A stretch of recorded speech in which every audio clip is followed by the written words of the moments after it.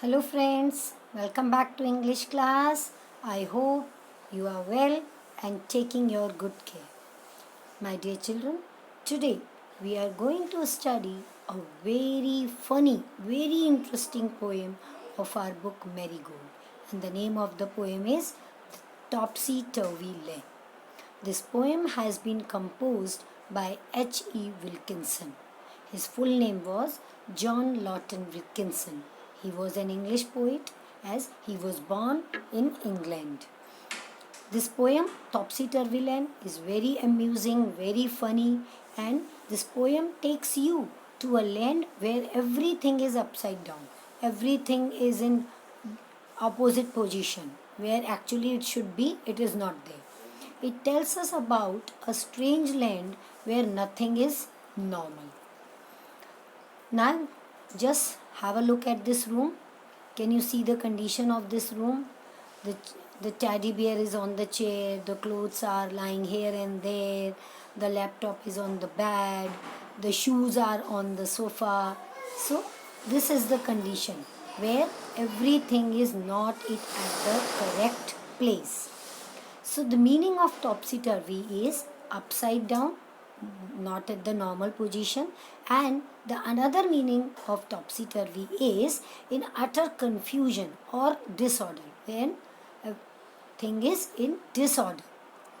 Now let's enjoy the poem. The people walk upon their heads, the sea is made of sand. The children go to school by night in topsy turvy land. The front door step is at the back. You are walking when you stand. You wear your hat upon your feet in topsy turvy land. And buses on the sea you will meet, while pleasure boats are planned to travel up and down the streets in topsy turvy land. You pay for what you never get. I think it must be grand, for when you go, you are coming back in topsy turvy land. Isn't it funny? So now let's understand the poem. The poet says, in topsy turvy land, everything is in opposite position. Everything is upside down.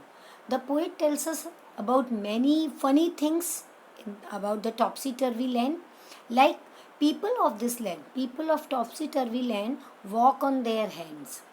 Children, and how do you walk? In our land, we walk on our feet. But the people on topsy turvy land, they walk on their hands instead of walking on the feet. The sea is a water body. The sea which contains, normally the sea contains water, but the sea of topsy turvy land is made of sand. It contains sand. The children of topsy turvy land go to school at night. And what? In our land, children go to school during daytime.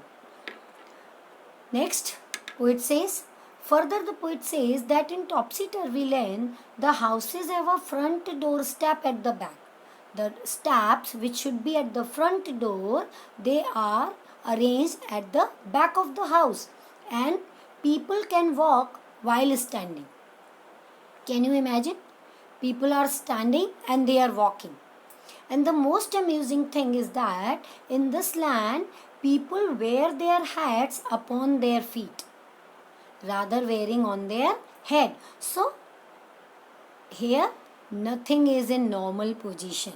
That is topsy turvy. Further, the poet says that in topsy turvy land, you will find the buses moving on water.